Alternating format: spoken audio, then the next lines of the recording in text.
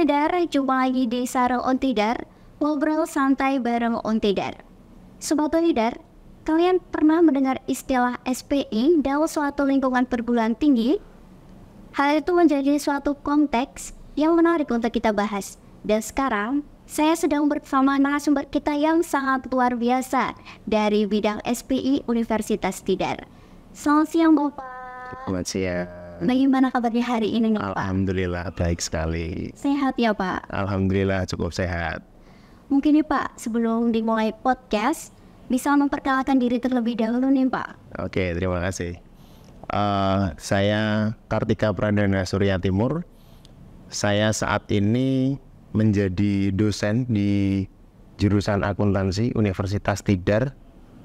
Kemudian pada periode ini saya diberi amanah sebagai ketua SPI di Universitas Tidar.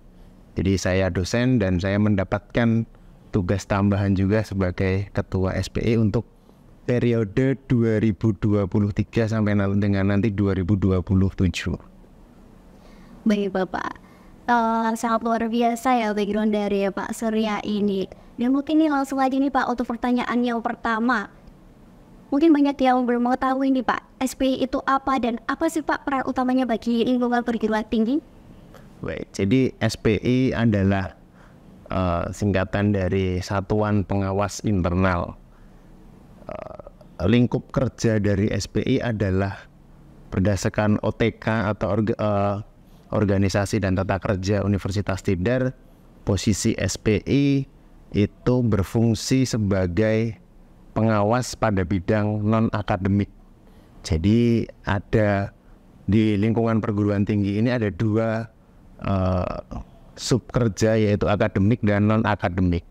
Nah, di bagian kami di SPI adalah yang bertugas untuk melakukan pengawasan pada bidang non-akademiknya. Jadi non-akademik itu ya yang ada di luar akademik, keuangan, SDM, ya, dan hal-hal yang sebenarnya itu mensupport bagian akademik juga.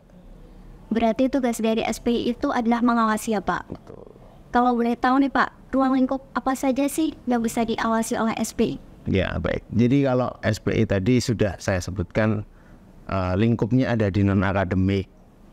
Jadi kami bertugas bertanggung jawab langsung untuk melaporkan hasil kerja kami kepada rektor.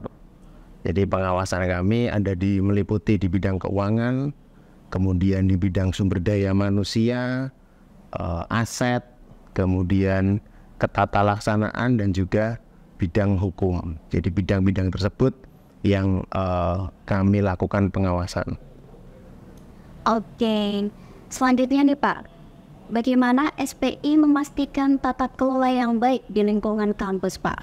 Baik, jadi kami di SPI diberikan wewenang untuk menyusun program kerja yang tujuannya adalah melakukan pengawasan itu tadi. Program kerja kami dalam memastikan proses ketatalaksanaan di lingkungan Universitas Tidar ini ada beberapa program. Yang pertama nanti kita ada audit.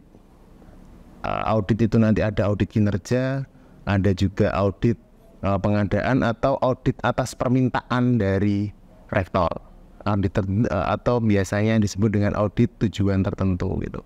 Kemudian kita juga ada program review, misalnya review laporan keuangan. Jadi laporan keuangan dari Universitas Tidar sebelum dikirim ke kementerian itu harus melalui review dari SPI dulu untuk bisa dikirim ke kementerian. Kemudian ada juga monitoring dan evaluasi untuk beberapa kegiatan. Nah, program-program tersebut tentunya bertujuan untuk memastikan bahwa pengawasan atau jalannya program kerja dari masing-masing bidang itu bisa berjalan dengan baik. Itu salah satu bentuk dari kami untuk memastikan tata laksana yang ada di Universitas Tidar ini berjalan.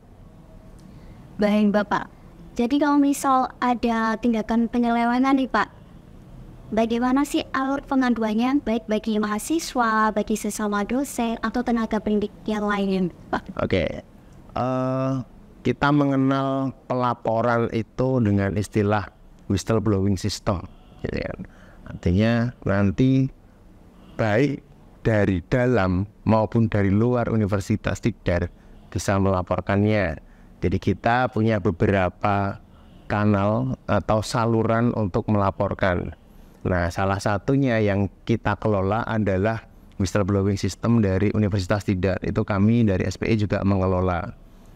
Baik nanti bagi masyarakat, mahasiswa, ataupun karyawan dan dosen di Untidar bisa mengaksesnya itu di website spi.untidar.ac.id.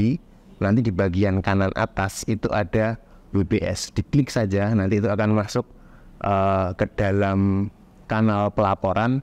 Nanti bisa diisi kronologi pelaporannya, bahkan buktinya juga bisa diupload di situ.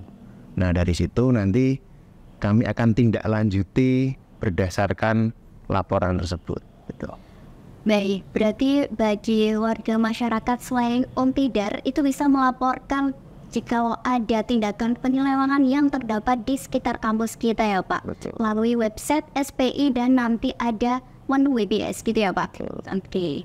Dan selanjutnya nih Pak, suatu perguruan tinggi kan pasti memiliki visi dan misi nih Pak. Betul. Nah, bagaimana sih dari adanya SPI ini kayak mendukung supaya visi dan misi tersebut tercapai nih Pak?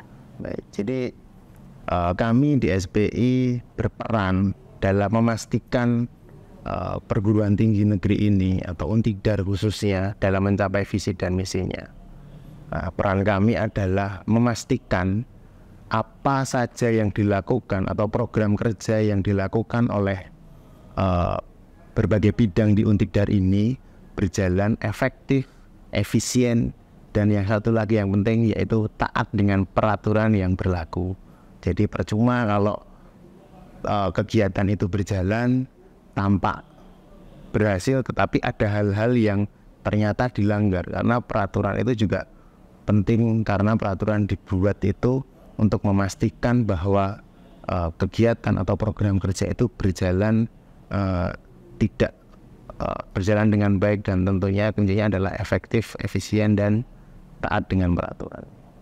Baik, dari SPI ini juga memiliki fungsi untuk menjaga citra nama baik Universitas Tidar, baik di lingkungan internal maupun eksternal Magelang gitu ya Pak. Betul. Dan untuk pertanyaan selanjutnya nih Pak, apa sih Pak tantangan yang menjadi kendala-kendala di SPI, dan mungkin bagaimana jika semisal ada kasus yang dari SPI sendiri belum bisa menyelesaikannya, tindak lanjutnya bagaimana Kak?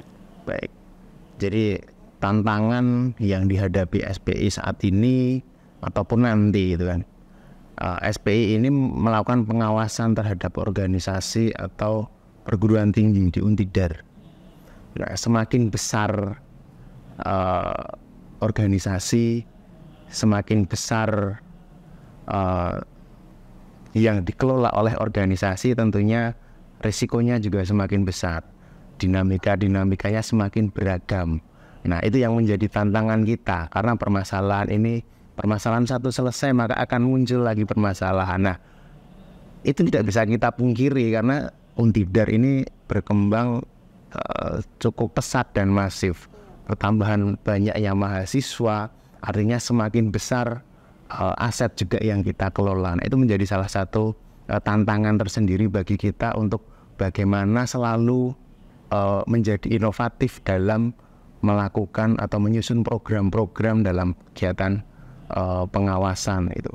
Kemudian apabila nanti ada ternyata permasalahan yang memang tidak bisa kami selesaikan di internal, kita kembalikan atau kita pertama tentunya kita minta konsultasi kepada kementerian. Jadi di kementerian ini ada yang namanya Inspektorat Jenderal yang berfungsi juga untuk mengawasi seluruh satuan kerja yang berada di bawah Kemendikbudristek. Nah, itu kita biasanya melakukan konsultasi kepada Inspektorat Jenderal dan memberikan masukan bagaimana solusinya dan bagaimana penyelesaiannya, seperti itu. Berarti nanti jika ada kasus yang SPI belum bisa menyelesaikan, nanti konsultasinya ke inspektorat ya Pak. Betul. Dan untuk pertanyaan yang terakhir nih Pak sebelum kami tutup, mungkin dari mahasiswa-mahasiswa nih ada yang ingin masuk atau berkarir menjadi bidang SPI.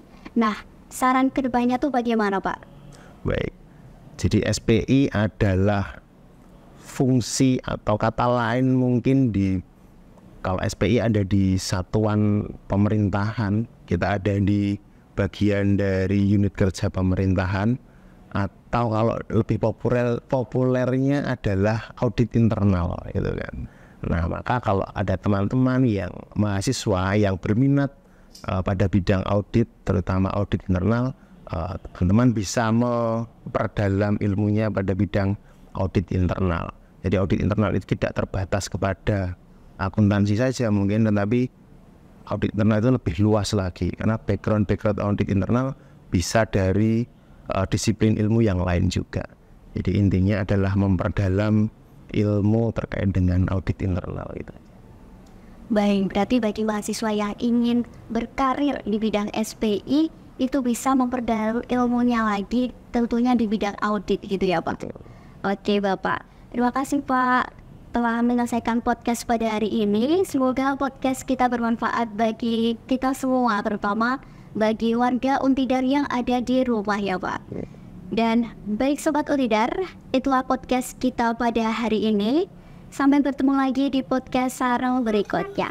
Sampai jumpa. Ya, oke.